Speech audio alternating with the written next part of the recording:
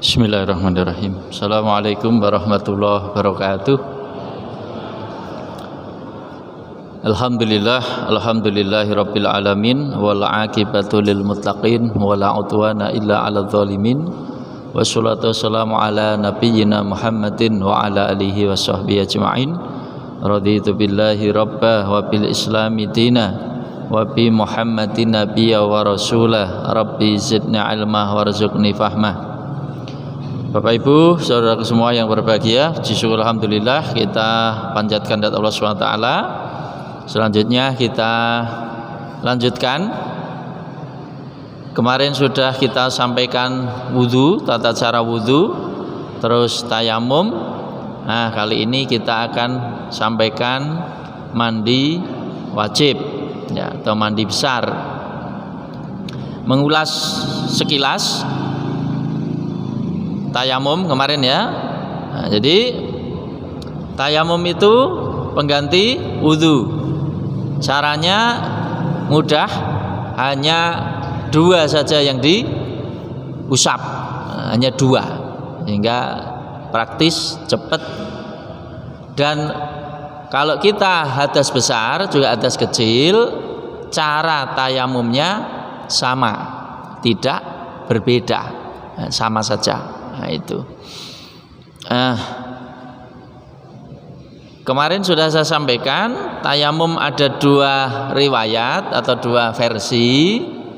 Yang diunggulkan Majelis Tarjih Muhammadiyah yang satu kali tepukan langsung untuk mengusap wajah dan telapak tangan, hanya sampai telapak tangan, tidak sampai siku. Nah, riwayat kedua nepuknya dua kali terus mengusapnya sampai siku. Tetapi sekali lagi saya tegaskan, yang dipilih atau diunggulkan oleh Majelis Tarjih yang satu kali tepukan langsung untuk wajah dan telapak tangan. Nah, niat itu sebenarnya cukup dalam hati. Kalau niat dalam hati semua orang bisa, tapi nak dadak diapalke bahasa Arabe coke akeh sing ora apal. Panjenengan ditakoki niate tayamum nak dadak diucapke nganggo bahasa Arab, belum tentu semua orang hafal. Untuk ngapalke toke bisa jadi suwi. Arep wudu ngapalke suwi, engko arep salat ngapalke suwi. Apalagi yang tidak ngerti bahasa Arab, ngapalke rada suwi. Misalnya wis apal, ya urung karuan paham. Apal tok kadang-kadang itu. Tapi kalau yang diajarkan Muhammadiyah, niat cukup dalam hati. Kalau niat dalam hati semua orang bisa. Ora usah angel-angel ngapalke.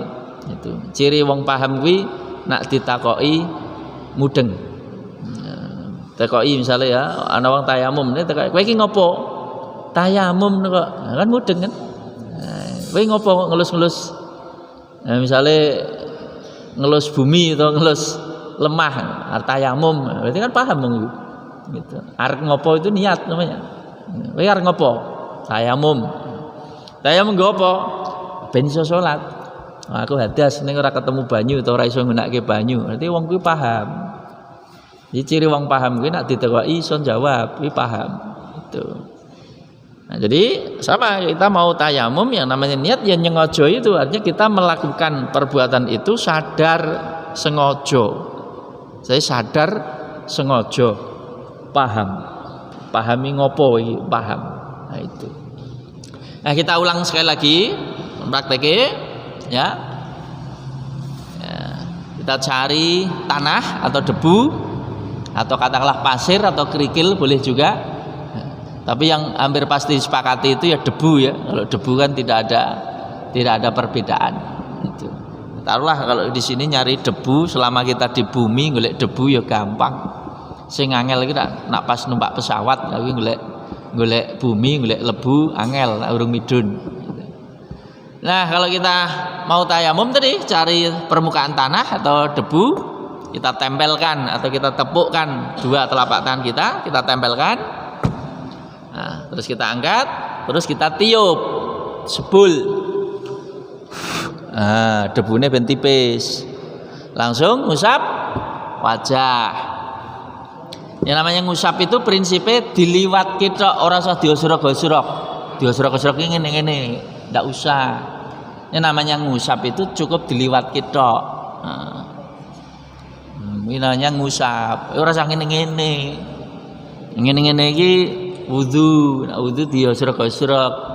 Jadi redaksinya itu bedakan antara salah sama masaha. Cermati. Kalau masaha ini ngusap ki pisan, set ki jenenge ngusap. Nak berkali-kali jenenge ngusap-usap. Lu redaksi itu harus dipahami. Ayat itu famsahu biwujuhikum wa aidikum. Usaplah wajahmu dan tanganmu. Usaplah, duduk usap-usaplah. Nah, ya. Jadi wajah langsung tangan. Sekalian jangan nembok ya kan? Nah, punggung dulu ya, set sampai ugel-ugel. Ugel-ugel itu tidak. Set, rampung. Cepat kan? Nah, cepat. Ini tayamum seperti itu. Nah, kalau yang versi kedua, ya saya jelaskan juga enggak apa-apa, maksudnya nak ketemu wong sing beda ya rasa kaget maksudnya gitu. Versi kedua, nepuke pindho. Tepuke bumi, sebul atau kadang-kadang mau dingenekke, ya intinya kan ben tipis padha kan. Nah, itu. Ngusap wajah, nepuk sekali lagi yang versi kedua ya. Nah, tepuk tiup tangannya sampai siku. Jadi nek wong tayamum tekan siku yaitu madzhab Syafi'i. Ya ora apa-apa. Nah, jadi kalau yang madzhab Syafi'i sampai siku. Nah, kalau madzhab Hambali hanya sampai pergelangan. Nah, bedanya di situ. Ya dua-duanya sah-sah saja. Cuman kalau yang dipilih atau diunggulkan majelis tarjih yang pertama tadi karena hadisnya lebih sahih ya. Jadi sekali tepuk langsung untuk wajah dan telapak tangan. Hanya sampai telapak tangan saja, pergelangan. Nah, ini. Nah, itu. Dua-duanya sudah saya sampaikan, ben paham. Berikutnya kita akan sampaikan tata cara mandi wajib. Jadi mandi itu ada 3 ya, mandi wajib, mandi sunnah, mandi biasa. Yang tiap hari kita lakukan ini kan mandi biasa namanya. Mandi biasa ini ben awake seger, itu mandi biasa. Tapi kalau dalam kondisi tertentu kita wajib mandi. Dalam kondisi tertentu kita dianjurkan mandi atau disunahkan mandi. Nah, sekarang kita fokusnya ke mandi wajib. Nah, mandi wajib itu ada penyebabnya. Penyebabnya maksudnya kalau kita mengalami ini wajib mandi. Yang pertama, penyebab pertama adalah nyun sewu hubungan suami istri. Ya, hubungan suami istri. Walaupun nyun sewu tidak sampai keluar sperma. Jadi kalau nyun sewu ya dalam hadis katakan idzal taqa al khitanani faqad wajabal ghuslu wa illam yangzil. Nalikane khitan loro wis ketemu wajib adus senajan ora metu. Nah, hadisnya begitu. Bahasane Nabi itu alus, ora saru. Cah cilik ora mudeng. Nah, artinya apa sih ya? Nalikane khitan loro ketemu diwaca cah cilik ora mudeng. Kok khitan loro ketemu ya apa? Ora mudeng. Ngertine cah cilik iki tukang khitan loro ketemu. Ayo orang dewasa paham. Maksudnya khitan loro ketemu itu ya tadi hubungan kelamin maksudnya itu. Jadi kalau 2 khitan sudah ketemu wajib mandi walaupun tidak sampai keluar. Apalagi keluar. Tidak keluar saja wajib. Apalagi keluar. Jadi penyebab pertama itu. Jadi kalau sudah habis hubungan suami istri wajib mandi sebelum sholat. Ya. Yang kedua, penyebab yang kedua keluar sperma yang bukan hubungan intim. Keluar sperma itu bisa jadi karena mimpi. Orang menyebut mimpi basah.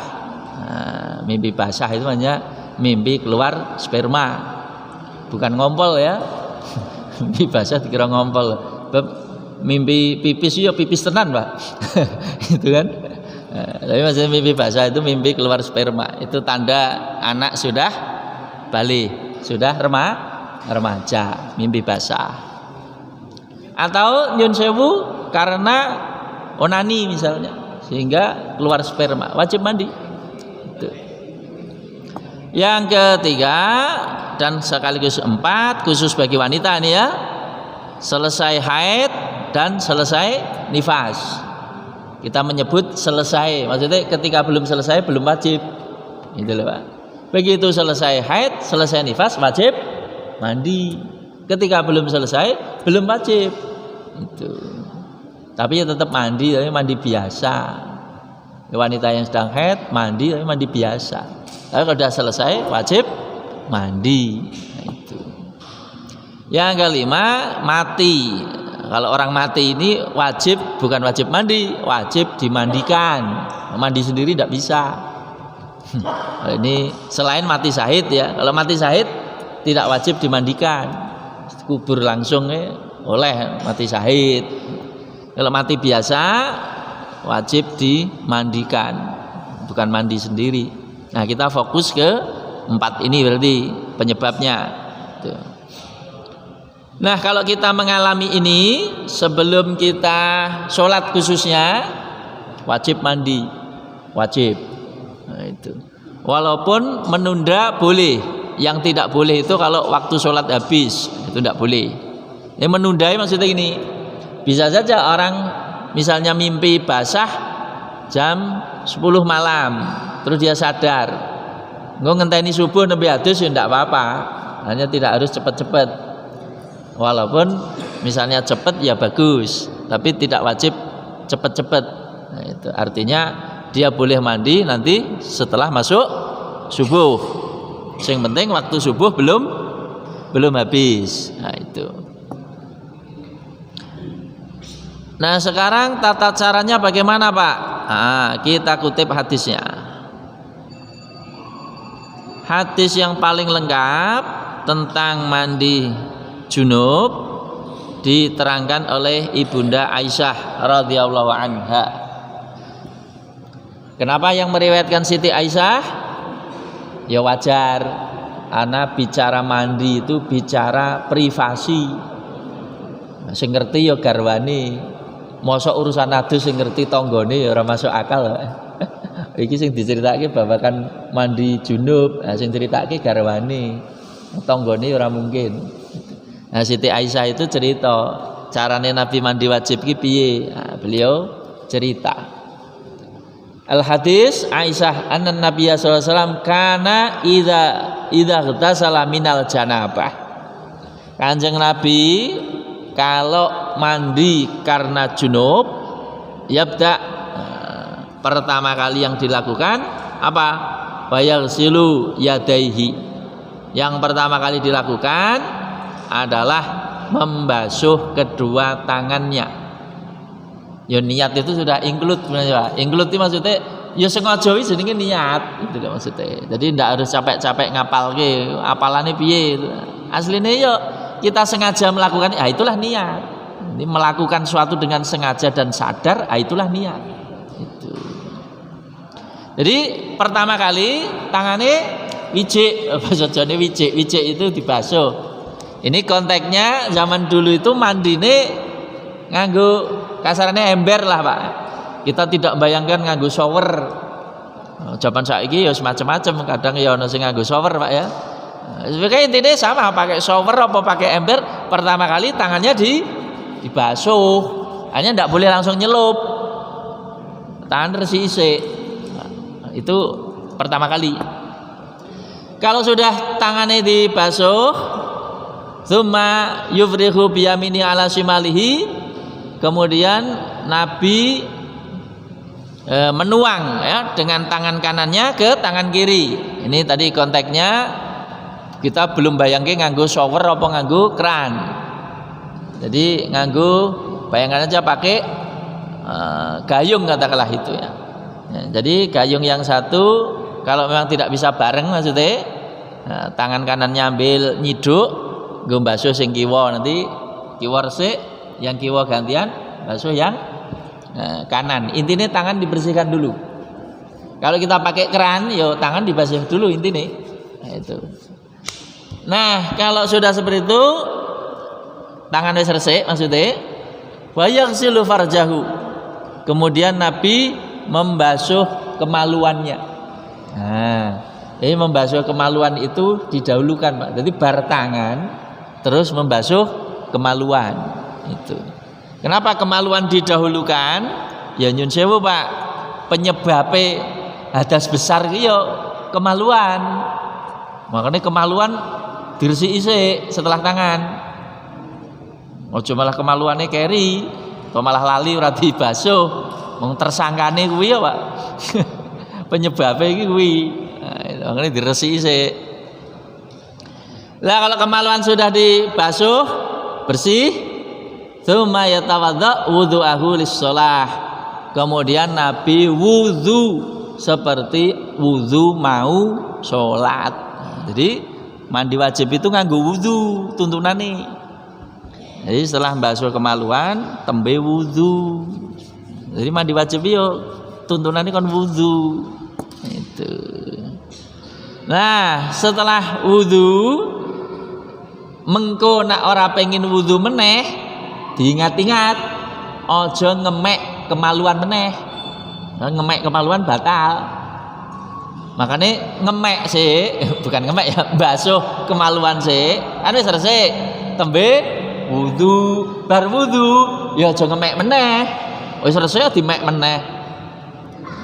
Itu. Tapi nak ngemek ya kena, tapi resikone wudune batal. Maksudnya engko bar adus wudu meneh lah batal. Tapi misalnya jenengan wis wudu ora batal, engko bar adus langsung sholat boleh sepanjang wudunya belum batal. Lah sing batal ke wudu salah satunya kan menyentuh kemaluan. Itu loh, jadi urut-urutannya kok kuwi. Kenapa kok basuh kemaluan dulu baru wudu? Karena Nabi biasane bar mandi ora wudu meneh. Ora wudu meneh iki urung batal maksudnya. Nek wis batal ya wudu. Itu. Lah kalau sudah wudu, apa yang dilakukan Nabi? Tsumma ya'khudul ma' wa yudkhilu asabi'ahu fi usulis sa'r. Kemudian Nabi mengambil air dengan tangannya, nah itu ya, dan memasukkan jari-jarinya fi usulis sa'r, di pangkal rambut. Maksudnya gini. Jadi kalau kita pakai dua tangan, zaman sekarang kan umumnya nganggo gayung kalau kita mandi. Kalau kita mandi pakai kolah atau ember kan pakai gayung. Kalau shower ya kari nyeklek muter wae. Nah, itu lebih simpel. Nah, kita asumsikan pakai gayung ya. Jadi kalau kita pakai gayung, yang satu ambil, disiram pelan-pelan ora langsung biar. Sidik-sidik karo tangane sing siji nyela-nyela rambut ben meresap sampai kulit kepala. Maksudnya ngono kuwi. Sebab nak jenengan biar apa meneh rambutnya kandel, ayo ora tekan kulit kepala. Bablas maksudnya. Ya rambut kandel disiram ya bablas lho. Makanya ben ora bablas, siji nggo nyiram, siji nggo nyela-nyela. Jadi ben meresap sampai kulit kepala. Maksudnya kulit kepala basah ya maksudnya. Nah, kok nek dirasa rata, nak cara saiki ya keramas. Keramasnya pakai sampo. Silakan pakai sampo. Cuman hati-hatinya di mana? Kalau kita pakai ember atau kolah, hati-hati. Nah, sampo kan muntuk. Muntuk itu ada busanya kan? Nah, rada ngedoh dari bibir kolah atau bibir ember, rada ngedoh. Maksudnya apa? Untuke nak tiba ben ora nibani sisa air tadi. Sebab nak nibone terlalu akeh, kalau sampai merubah warna, rasa, itu airnya menjadi air tidak lagi air suci, tidak lagi air mutlak, wis air sambo. Jadi air mutlak nek kecampuran barang suci liya itu statusnya menjadi air tidak mutlak lagi. Anggris rasane wernane berubah, ya berarti wis dudu air mutlak. Minimal wis meragukan. Makanya ben ora meragukan, kalau kita mau sabunan apa keramas sampo rada ngedoh. Sehingga nanti kalau misalnya busane ketiba ora nibani sisa air yang mau kita mandi lagi. Itu loh maksudnya. Tapi namun kecipratan sithik-sithik ya isih wajar, isih dimaklumi. Tapi nak oke itu diantaranya cirinya tadi rasane nak dicipi rasa sampo iki atau rasa sabun iki. Kan nak dicipi kan iso krasa, Pak. Dideloke mungkin warnane wis berubah iki kaya warna sampo. Itu berarti jenengan terlalu akeh sing nyemplung kuwi. Gitu. Makane rada ngedoh. Nah, nanti kalau misalnya mau ambil gayung ya diusahakan tangan kita orang gawa apa busa mukehmu sehingga do nyemplung. Nah, itu. Kalau sidik-sidik ya masih dimaklumi. Nah, nanti gebyur gitu agak ngedoh, nanti kalau udah bersih rada nyedak lagi monggo. Gitu ya. Lah kalau sudah seperti itu, kalau sudah dianggap roto hatta idza ra'a angkot istabro'a hafana ala rasi thalatha hasayat. Kalau dirasa sudah cukup basah ya kulit kepalanya tadi, kemudian beliau mengguyur kepalanya 3 kali. Guyur ping 3, biur gitu ya. Kalau di kita ya tambah keramas tadi. Tsumma afadha ala sa'iri jasadihi, kemudian Nabi meratakan atau mengguyur sekujur tubuhnya. Tsumma ghasala rijlaihi, kemudian yang terakhir kalinya adalah beliau membasuh kakinya. Jadi kaki itu keri dewi. Nah, kaki keri dewi. Gitu. Artinya ketika kita wudhu tadi, kaki boleh ditunda, itu Pak maksudnya. Kaki boleh ditunda. Jadi ketika wudhu khusus kaki ditunda boleh, keri dewi boleh. Tapi kalau misalnya langsung ya boleh saja. Tapi terakhir kali tetap kaki. Kenapa kaki? Nah, kemungkinan kaki kecipratan kan besar. Kaki itu di bawah. Nah, makanya sebelum kita mentas kaki atau disiram lagi, baru misalnya pakai sandal keluar. Nah, pastikan tidak ada najis yang melekat atau nyiprat. Nah, setelah itu tinggal diingat-ingat, wudhu kita batal enggak? Kalau wudhu kita belum batal atau tidak batal, boleh langsung ke masjid atau sholat. Nah, tapi dengan catatan wudhunya belum batal. Kalau sudah batal, ya wudhu lagi. Nah, begitu. Itu cara mandi junub secara umum. Nah, khusus ibu-ibu yang mandi untuk haid atau nifas, rodo tenanan meneh. Artinya dibanding yang tadi itu luwih tenanan meneh. Nah, itu. Kalau itu kan secara umum. Nah, kalau mandi dari haid ditambah sidik. Ditambahkan apa? Ditambahkan ketika membasuh kemaluan tadi, dalam hadis Siti Aisyah juga diterangkan dari Nabi supaya memakai kapas dikasih wangi-wangian, terus kapas tadi diusapkan di kemaluan supaya lebih bersih dan mungkin menghilangkan bau darah yang kurang sedap. Jadi ada tuntunan tadi pakai kapas ditambah minyak wangi untuk lebih bersih lagi, sekaligus mungkin menghilangkan bau yang kurang sedap. Ada tambahan seperti itu. Termasuk kalau mandi haid luwih tenanan meneh iki termasuk rambut yang tebal, termasuk sing apa digelung itu diudari, sing dikepang digelung itu kalau mandi haid diudari, memastikan air rata dan sampai kulit kepala. Sebab namun disiram tok bablas Pak, bablas itu ratakan ngisor. Nah, jadi itu kalau mandi haid dan nifas hanya lebih tenanan lagi. Lebih hati-hati lagi, lebih merata lagi. Nah, itu.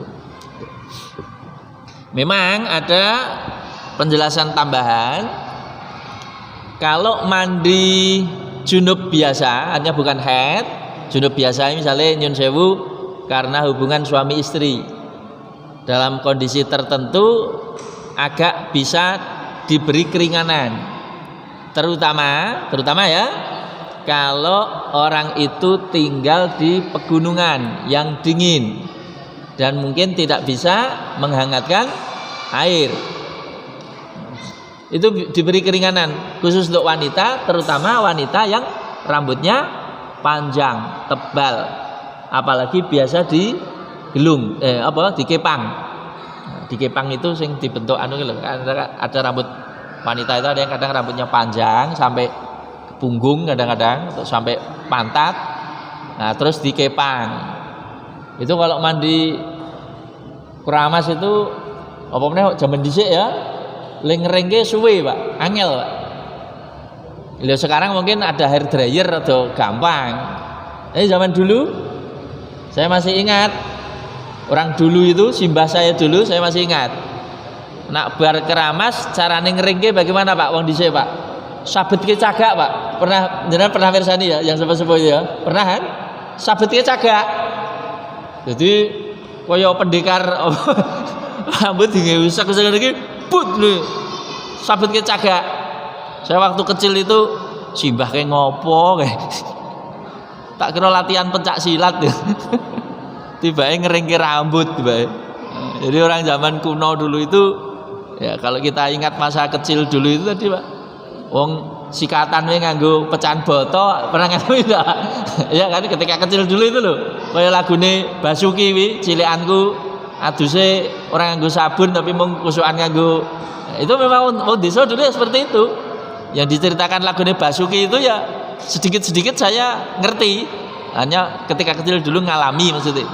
Nah, termasuk tadi sikatannya nganggo bubukan boto, pecahan gendeng itu ngalami. Nah, kalau adus neng kali gede orang nganggo sabun, mau nganggo suket gosok-gosok gitu ngalami Pak ya. Nah, termasuk tadi ngeringke rambut we disabetke cagak. Nah, ora sabetke cagak, sabetke gedek. Gedek itu yang ada yang dari papan, ada dari anu itu blabak kalau papan itu ya. Nah, jadi seperti itu. Nah, kembali ke tadi, dalam hal tertentu ada keringanan, terutama tadi ya, kalau wanita itu kalau karena hubungan intim terpaksa misalnya harus sering mandi sementara daerahnya sangat dingin misalnya, atau belum punya hair dryer tadi untuk mengeringkan dan dikhawatirkan jatuh sakit, nah itu ada keringanan lagi. Tadi gelungannya tadi atau kepangannya tadi tidak harus dilepas, cukup hanya disiram 3 kali simbolik. Nah itu tidak harus diuculi. Tapi itu kasusnya bukan mandi head Pak ya. Kalau head diuculi karena head itu jarang-jarang. Maksudnya mandi head itu kan sebulan sekali kan jarang gitu loh Pak. Tapi nyuwun sewu beda dengan orang junub itu loh Pak maksudnya. Pemenang nganten anyar. Lu nganten anyar kan mandi junub sedina sopeng telu. Wis urung subuh wis jedindil, war luhur jedindil meneh. War maghrib jedindil meneh. Dibatin karo maratuwane. Alah kayak kok genep seminggu rak sowak awake. Lho dibatin karo maratuwane. Apa ndak dina jedindil? Apa meneh kok ning daerah Atis, daerah Dieng, daerah anu ya Atis tenan. Nah, apa meneh tadi tidak ada pemanas air, tidak ada hair dryer, mesti lara ya. Nah, wong lanang rambutnya tipis, wong wedok. Nah, itu loh maksudnya ngono kuwi. Jadi kenapa kalau junub biasa boleh ada keringanan. Tapi kalau haid tidak ada keringanan. Kenapa? Karena haid jarang-jarang. Jarang-jarang maksudnya lah sesasi adus pisan haid toh. Tapi kalau orang junub belum tentu. Bisa saja sehari mandi 2 kali bahkan 3 kali bisa saja. Nganten anyar kok. Gitu kan. Nah, contohnya kayak gitu. Nah, itu.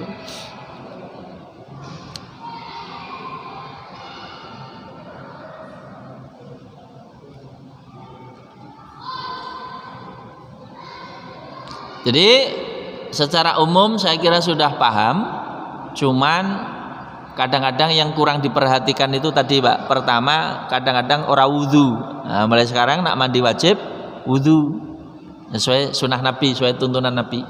Kadang-kadang kalau orang awam kan ngerti ini, mandi wajib itu yang penting teles kabeh, kan gitu kan? Ya ndak salah sih, cuman kan rada tertib maksud saya gitu loh, rada tertib sesuai hadis Nabi tadi. Saya petunjuk Nabi tadi. Orang mau sekedar yang penting teles kabeh. Tidak begitu. Nah, usahakan ya tertib, termasuk tadi hati-hati dengan sisa busa, baik itu sabun maupun sampo, supaya tidak banyak yang nyemplung di ember sisa air yang kita masih pakai untuk bersuci. Hanya rada hati-hati. Nah, itu supaya kebersihannya, kemutlakan air itu relatif terjaga. Nah, itu aja paling rambu-rambunya. Baik, saya kira sampai di sini dulu. Kalau ada yang ingin diklarifikasi atau ditanyakan, monggo.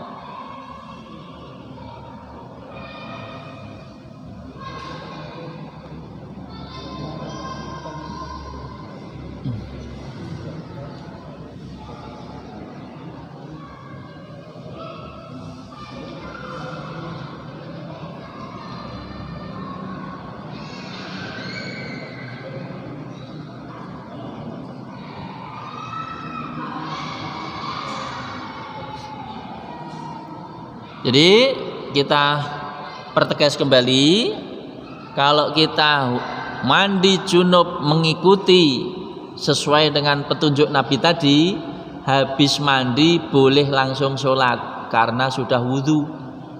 Ya, dengan catatan tadi ya, wudhunya belum batal. Tapi nak is batal, ya wudhu meneh. Tapi nak urung batal, boleh bablas langsung nggo sholat. Nah, itu aja. Walaupun ada juga sih sebagian ulama, termasuk Ahasan itu, Ahasan Persis itu, Ahasan Bandung itu, nah itu kalau menurut beliau mandi apa wae boleh langsung sholat. Mandi biasa, mandi wajib, ora kudu mandi wajib. Asal wong wis bar adus ora sah wudu, kalau menurut dia begitu. Alasannya apa? Mandi dianggap lebih sempurna dibanding wudu. Lah wudu kan adus kan lengkap mandi. Nah, wudu kan cuman segini, lah adus kabeh. Nah, jadi adus apa wae ora sah wudu. Itu pemahaman Ahasan. Saya baca di fatwanya begitu.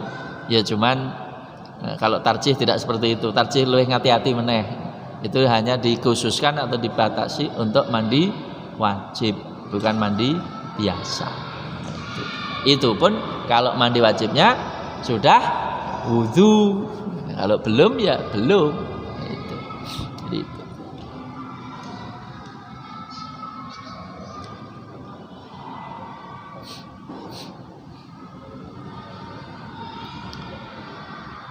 Nah, kalau tata cara bersuci sudah kita pahami, nanti bisa kita sambung ke sholat, ya, pembahasan tentang sholat itu. Tapi sebenarnya masalah toharoh itu tidak sebatas hanya menghilangkan hadas, tapi juga menjaga dari najis. Ya, jadi kotoran itu ada dua, ya. Kotoran dalam arti kotoran yang sifatnya fisik kita menyebut najis. Yang kedua adalah kotoran yang abstrak, tidak kelihatan, yang namanya hadas. Hadas itu kan tidak kelihatan ya Pak. Misalnya jenengan wudu karo ora wudu, wis wudu karo urung wudu, bedake wonge piye? Ya ora ketok. Hadas itu ora ketok. Itu. Tapi kalau orang kena najis, bawa najis ketok. Walaupun juga kalau najis kecil ya angel. Tapi kalau najisnya besar, apalagi bau, ya orang lain bisa mendetek. Sopo ki sing ambune apa gitu ya. Nah, itu ketahuan. Nah, jadi kalau kita mau menghadap Allah dalam hal ini misalnya sholat, ya kita diminta untuk suci. Suci dari hadas kecil, hadas besar, plus suci dari najis. Jadi menghadap Allah dalam keadaan bersih, suci. Tapi ini baru bicara fikih. Kalau kita bicara akhlak, ditambah lagi ya suci atine dari sifat-sifat tercela. Jadi ketika kita mau ke masjid, mau sholat, jangan hanya berhenti pada urusan suci fisik, gitu loh maksudnya. jangan berhenti, tapi juga melangkah lebih dalam lagi. Aku ya perlu nyuceni ati. Nyuceni ati dari apa? Jangan-jangan kita ke masjid itu jangan rasa pamer misalnya. Pamer itu juga kotoran, cuman kotoran hati. Nak diarani najis, najis batin, najis sing ora pati ketok, ana ing jero. Jadi kita mau ke masjid itu yo ndandani ati bareng, Pak. Nah, niate krana apa? Krana sapa? Merga apa? Ijek enek rasa pamer ora ning atiku. Ana rasa sombong ora ning atiku. Nah, itu juga ditoto, didandani. Bab nah ora tekan kono kita baru berhenti di fikih namanya, belum melangkah ke akhlak. Nah, akhlak juga penting. Karena akhlak fikih tanpa akhlak ya hampa gitu. Tapi akhlak tanpa fikih juga bisa kesasar juga. Nah, jadi antara fikih dan akhlak bisa bareng kita sampaikan atau bareng kita terapkan. Jadi ketika kita mau menghadap Allah, mau sholat dari rumah itu sing ditoto ya, resik fisik tadi bersih dari najis, yang kedua bersih dari hadas, maksudnya wis wudu, termasuk apalagi hadas besar berarti mandi dulu. Nah itu. Nah setelah itu jangan lupa atine yo ditoto.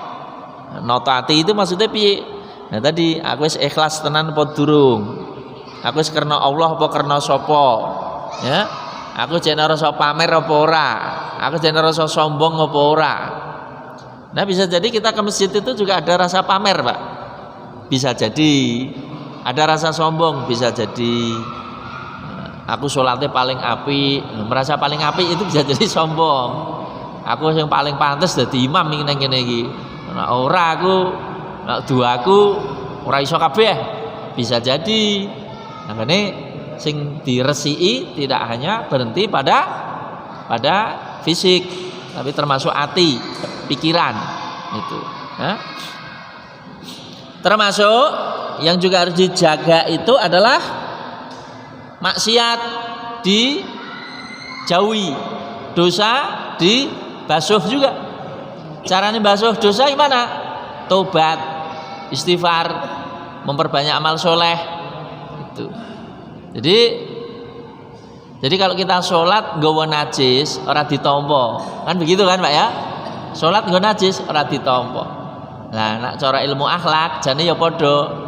Sholat nggawa sifat sombong ya asline sholatnya ya ora ditampa. Cuman kan nak cara ilmu akhlak kan ora pati ditekanke, Pak. Sing ditekanke kan fikih. Makanya kadang-kadang akhlaknya cek bermasalah karena selama ini sing ditekanke mung fikih. Ya kan? Nah, guru kita dulu kan ngajari, nak sholat nggawa najis sih misalnya nyun sewu ya, celananya kena kencing katakanlah sak jempol misalnya. Kuwi yo nak mambu yo ora pati mambu. Nak mung sak jempol saya yakin ora pati mambu, Pak. Koncone urung karuan mambu. Kuwi wis divonis salate ora sah. Lah saiki nek jenengan salat madhep Gusti Allah, atine jek reget, kuwi apa yo kira-kira ditampa. Cara ilmu akhlak dhuwur meneh, standare lho ya. Luwih dhuwur meneh. Ya akeh sing ora kuat. Makanya nak ulama sing wis dhuwur arep kandha ora sah napa kawatire do wedi. Nah, akhirnya fokusnya mung najis lahir. Nah, najis batin ora pati diopeni. Nah, kelemahannya di situ.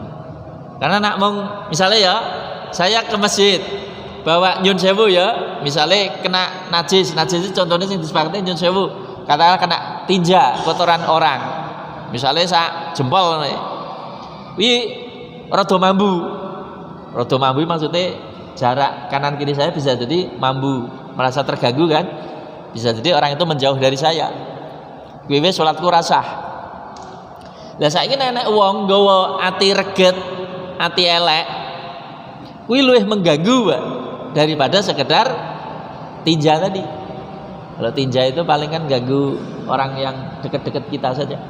Tapi nyun sewu, nak enek wong atine hasud, kuwi sing terganggu gitu ya tanggane, ya sedulure, ya kancane, dampaknya lebih apa? Lebih mengganggu. Cuman kadang-kadang ora pati ditekanke karo ustaz-ustaz itu.